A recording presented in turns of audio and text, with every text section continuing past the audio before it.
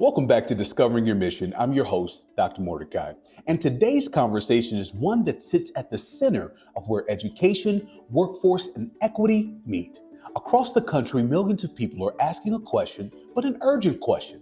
How do I build a better life for myself and my family in an economy that is changing faster than ever before? The answer increasingly is found in skills, in opportunity, and in systems that are designed to lift people, not leave them behind.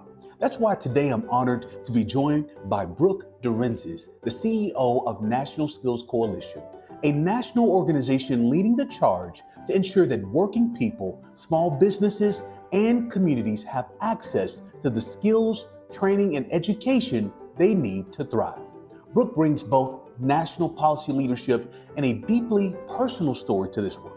In this conversation, we talk about skills-based hiring, the future of higher education, working learners, equity, and what it really means to invest in human capital. This episode is made possible by our sponsor, the EDU Ledger. Let's get started.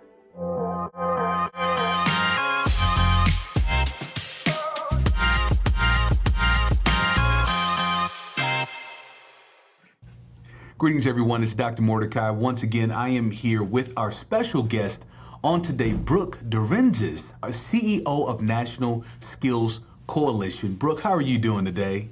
I'm doing well. Thanks so much for having me today, Mordecai. Absolutely. It's an honor. I tell you, you're doing so much on the national scale, especially in policy. So it's always a great thing to be able to catch people like yourself and to have conversations and just learn so much because of what you're doing at such a large scale. And I'm sure the audience will appreciate your wisdom. So I'll just jump right into this first question, Brooke. Can you help us understand what is National Skills Coalition? Yeah, so as our name suggests, we're a national coalition, a broad-based coalition that advocates for an inclusive, high-quality skills training commitment nationally and across states. So we think that jobs that require skills training are the backbone of our economy, and we should be investing in people's access to those jobs and those jobs themselves. There is so much going on right now in our country in conversations. Workforce Pell is certainly one of those hot topics in conversations, but also thinking about the rejuvenation of institutional missions, the kind of programs that they're delivering, the responsiveness and the needs of higher education to meet the needs of business and industry, but for the greater good of the country. What are you seeing, if I ask you this broad question, what are you seeing at a national scale from higher education and the work that the coalition is currently leading right now? Yeah, so higher education is key to unlocking opportunity for people and for our economy, right? I think higher education has always played a key role in unlocking opportunity and making sure that people in the United States, small businesses in the United States, communities throughout the country can have shared prosperity as our country grows. And some of the work that we are doing at National Skills Coalition is thinking about how to make higher education work better for working people, right? So working adults have become a growing portion of who is pursuing higher education as the economy changes. People are looking particularly to community and technical colleges to upgrade their skills, to change careers, to advance within their jobs. And they're doing all of that oftentimes while they're raising families, caring for people in their family, and working jobs at the same time. And so how can we really support the needs of working people who are pursuing higher education, skills training at community and technical colleges to advance in their careers as they take that on? Now, I've got to ask, where does this passion come from for you? Because I can hear the passion, the desire to want to do this work. Where does that come from? Yeah, it's such a great question. And I think it comes from so many places, including, we at National Skills Coalition, as I mentioned, we're a broad-based coalition, but our coalition includes students and workers themselves. It includes small business owners who are building their businesses in their communities and hiring locally. And it includes practitioners, including so many college leaders. And so I get the passion from talking to them day in and day out about the work that they're trying to do, what their dreams and their goals are. But I also get passion for this work because of my own personal story and personal experience. I grew up in a very working class town in Pennsylvania, in eastern Pennsylvania. You know, my parents were both public school teachers. My neighbors worked at places like construction sites and in hospitals and, you know, at manufacturing plants. And so I got to see that those jobs that require skills training are absolutely essential to the work that we do every day in our communities, to the running of our everyday lives. They demand dignity and respect. And I also got to see the way that education and training can really open doors to opportunity. My family also would tell the story of my grandfather's journey, right? He was the son of an Italian immigrant. He dropped out of high school early because of economic circumstances in his family. And his first job was actually driving a delivery truck. And he ended his career, even though he started his career driving a delivery truck, ended his career as a manager, all within the same company. And so we would hear about how he was able to create his career and make a better life for his family, not just because of his own hard work, but because of the opportunities that were available to him. And those opportunities included things like working at a company that valued his experience, that gave him the chance to build his skills and advance within his career. Those opportunities included things like taking advantage of public programs that were available to him. So public housing programs, taking advantage of public education programs for his family, but also for himself in terms of adult education. And all of those opportunities were important. And what I appreciate and value about that story is that, you know, it shows what's possible when we give people opportunities throughout their life. But it also shows why equity has to be essential to expanding opportunity. The doors that were opened for my grandfather were closed to other people, and they were closed to other people based on race, gender, and zip code. And so if we're serious about creating an opportunity for everyone to have success in their careers, in their lives, we need to make sure that opportunity truly exists for everyone. And so that has fueled some of my passion for this work. I could feel it, Brooke. I can feel it over the screen. And I tell you, you just resonated with me on so many levels. Let me ask this question. Yeah, I know the answer, but those that are listening and watching this may not know the answer. yeah. Help us understand. You talked about so much social economic upward mobility, the vision that your grandfather had. I would imagine from the jobs that he first took, he built a level of skill that led him towards ultimately becoming a manager and overseeing the livelihoods and the mission and vision of that organization. But it started with a skill. And I will tell you, I have so many conversations with individuals that hear the word skill and wonder what it means. Yeah. And trying to put that in the same context as credential. Okay, I understand a degree, but you're now telling me I can obtain a skill. Can you help unpack this for the general public? What should they understand about the difference perhaps between skill attainment and credential advancement? Yeah. So credentials ultimately, and I would say degrees are a form of credentials, right? But there's plenty forms of credentials, everything from a certificate to a license to apprenticeship, etc. Credentials should really signal and validate a set of skills that people have, right? And so when we think about the skills that are required in today's labor market that also help people build their careers, part of what we're talking about are technical skills that are really specific to an occupation, right? So think about somebody who draws your blood when you go to the doctor's office.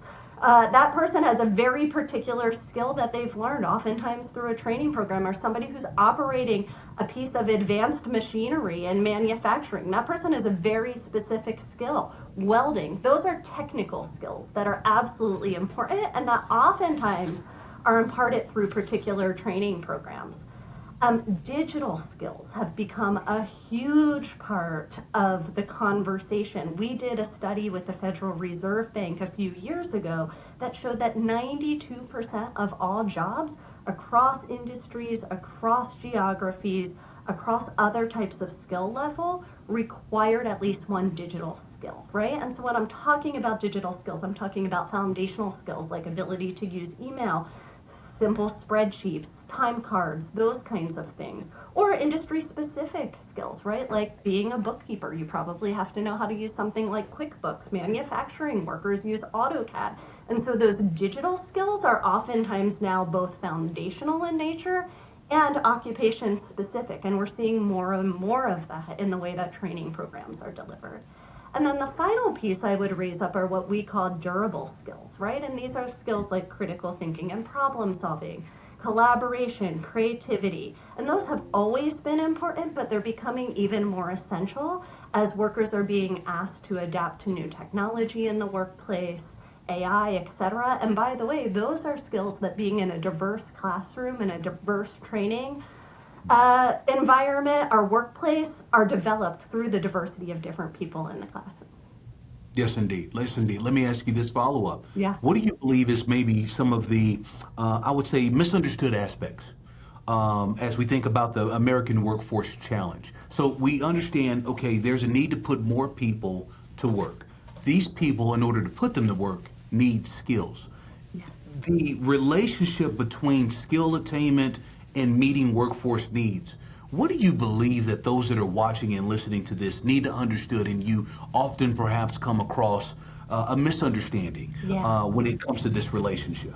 Yeah, I think one of the misunderstandings is that people don't want to build their skills, or that it's just on an individual to be responsible for that on their own, right? And in fact, I am talking to students and workers that are in skill building programs, training programs, community college programs, who are pushing through to achieve their goals and aspirations, even when systems are not always set up to support them. And so we have a number of people in this country that are using skills training to pursue opportunities, but we don't always have the systems and structures that have been built to support them, right? And we see this in the way that we treat workforce development and skills training. It's oftentimes considered a second chance system for people who are considered, and I think incorrectly considered, to have, fallen short the first time in school or at some time in their career. And in fact, that's a really misguided view. Our economy is changing. We have to develop our skills all of the time.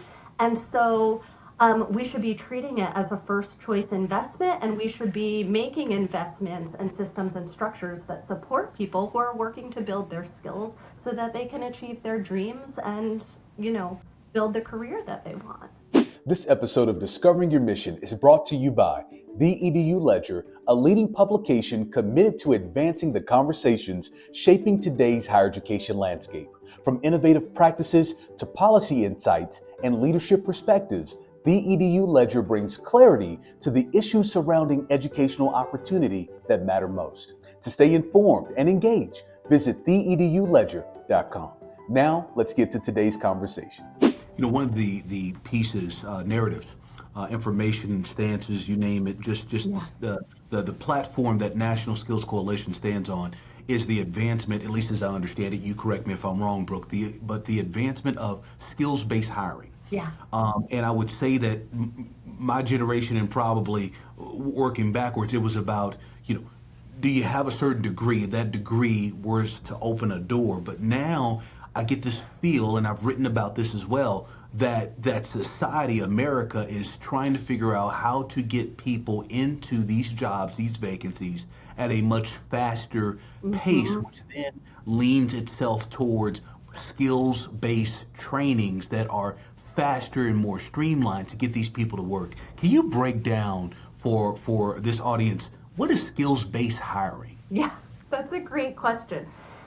So skills-based hiring is typically the idea that you're hiring people based on a set of skills and experience that they have, not just based on holding a degree, and in particular a 4-year degree, right? And I want to step back and say, degrees are important. Higher education and all forms of higher education is a path to economic mobility, but we have an opportunity to think about the traditional path to a 4-year degree and beyond, and alternative paths that we should be investing in and that should support economic mobility just as much. And that's oftentimes what's talked about when we're talking about skills-based hiring, right? And so it's thinking about the types of skills and experience you have and how we can uplift those things so that talent who may be overlooked can be tapped, and so that people can pursue their skills. And I would say we're also in a place in our economy, particularly with technological change and AI, where for any of us, regardless of the degrees or credentials that we have, we're going to be in a place of continuous learning and continuous upskilling to be able to adapt as the labor market changes, as the skills that are required in a changing labor market come to bear. And so we can no longer think about education as once and done. You go and get your education and then you go into the workforce. We want to be thinking about continuous learning and continuous skilling over time, and be supporting people of all backgrounds and all educational experiences in that pursuit, not just people who've had the chance to earn a degree. Here goes a question for you, Brooke. Yeah. I know how I feel about this. Is skills-based education just a community college thing? Does this also apply to universities? Yeah. It's interesting. So four-year universities aren't my area of expertise, but certainly we are seeing, I think, more of this in higher education, including four-year universities all the time when it comes to experiential learning and other forms of work-based learning. And I'll just give you an example from my personal experience. I went to a four-year university, and a lot of the key skills that I built when I entered the workplace, but also the social networks that I gained, and the experience that I gained through internships. And those internships were available to me in a few different regards. One, they were paid because I was working another job that I had to work, and there was no way I could take an internship if it wasn't paid, right? So they were paid, and that really allowed me to have that work-based learning experience. Two, they were available to me through a career counselor at my college. I had no sense of where to start with something like that, despite the fact that I had worked since I was 15. When I was thinking about what I wanted to do in my career, how I wanted to apply my education, I was lucky to have a professor and a career counselor who both helped me figure out what was available, helped me make those social connections, think about how to build a resume, how to show up in the workplace as an intern, how to look for paid opportunities, and even how to get my transportation paid because I couldn't afford the train fare from my college to the internship. And so all of that was made possible for me in a four-year setting. And I think that community and technical colleges have been innovators in thinking about how you piece together all of those resources for students, regardless of what kind of their program they're in. And there's a lot that we could learn from all of the innovative work across the higher ed spectrum based on the work that community colleges have done about work-based learning and connecting college and career. Brooke, if we were able to get every college and university president in one room, Yeah. and you were in front of the mic, you got on stage, what do we need to know? What is it that you want to make sure that presidents and vice presidents and educators and provosts and trustees, but if we were all in this room for the future, discussing the future of our education, from your lens, from your point of view, what do you want us to know?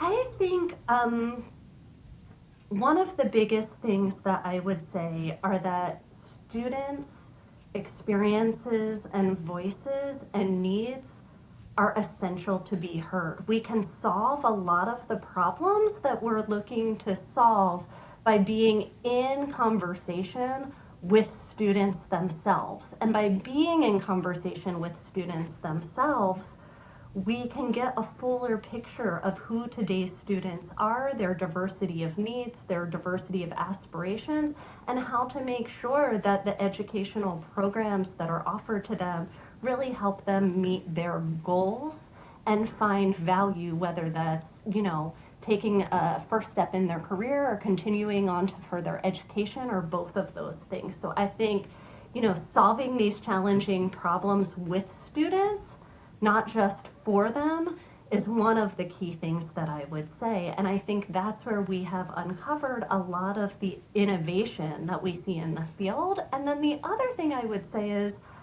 as a policy person, we need to be hearing from institutional leaders about what needs are on the ground. It's one thing to set a big policy change or change a law, as we just did with Workforce Pell. It's another thing to be able to implement that law with fidelity toward its goals and in a way that really moves forward economic opportunity and equity. And so the work isn't done at passing the policy. The work happens in implementation with institutions. And part of the way that you make that implementation successful is hearing from the students and institutional leaders at the start and mobilizing to inform the policy. So that's something we always are looking to do, right? Listening to students and learners, what their needs and goals are, including them in understanding how we can make policies better to meet their needs and goals, and listening to institutional leaders to understand what their experiences are on the ground,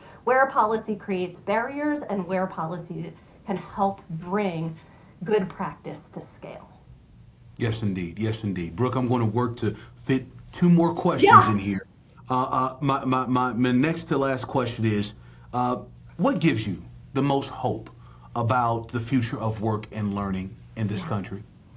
Yeah, something that gives me the most hope, and I'll go back to something I said at the beginning, is talking to the people that I see who are doing this work every day. I mean, the students that we work with in our Voices for Skills network, which is a network of students, learners, and workers who are in training and then are advocating for policies based on their own expertise and perspectives, are incredible. These are incredible people who are raising families, who have a set of goals, who are balancing raising their families with school and their long-term career goals, and oftentimes working a job or two while they're doing it all.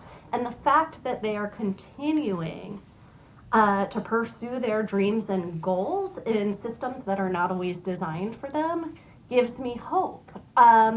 I have a lot of hope with small businesses who are part of our Business Leaders United effort. These are small businesses that are engaged in their local communities, that are hiring from their local communities, and that are investing in their own workforce. And they need policymakers to do the same so that their efforts can be scaled. And then I have hope in institutional leaders like yourself and practitioners who are doing this work and who are spending their own time, effort, and careers and devoting that to creating opportunity for other people. That all gives me hope, and I feel like it's our responsibility, my responsibility, but our organization's responsibility as a policy coalition to make sure that all of that is translating into better policy in the ways that I've mentioned. And we have a skills summit every year, which is an effort for people from across the country to come together and to share their own personal experiences from their communities on the ground with policymakers to educate them on the importance of this movement. And the fact that we're going to have hundreds of people coming to DC in a few weeks to do that gives me hope. I love it. I love it. I love it. Well, Brooke, we're at the last final question that I have for you on today. You know, the name of the show is called Discovering Your Mission, and it's an opportunity to really get into the behind the scenes of these key leaders like yourself around the country that are leading the work. And so my final question to you is could you please share with us what is your personal mission statement and why? Yeah, I think this has kind of been the theme of our conversation so far, but my personal mission statement is to fight for everyone to have the opportunity to pursue their dreams and build a better life for themselves. And I believe that everyone deserves an investment in their potential. So that's why I show up to do the work that I do every day. I love it. I've really enjoyed my time with you on today. Everyone, once again, Brooke DeRenzis, the CEO of National Skills Coalition. Brooke, thank you so much for your time. Thank you so much. This was such a lovely conversation, and I really appreciate everything you're doing, and you're inviting me to be here with you. Absolutely. Take care. What an extraordinary and timely conversation with Brooke DeRenzis. What stood out to me most was not just her command of national workforce policy, but the deep humanity behind it. You could hear it in the way she talked about her grandfather, about working families, about students, about the dignity that comes from being seen, supported, and given the chance to grow. Let me leave you with 3 powerful takeaways from today's episode. First, skills are the foundation of economic freedom.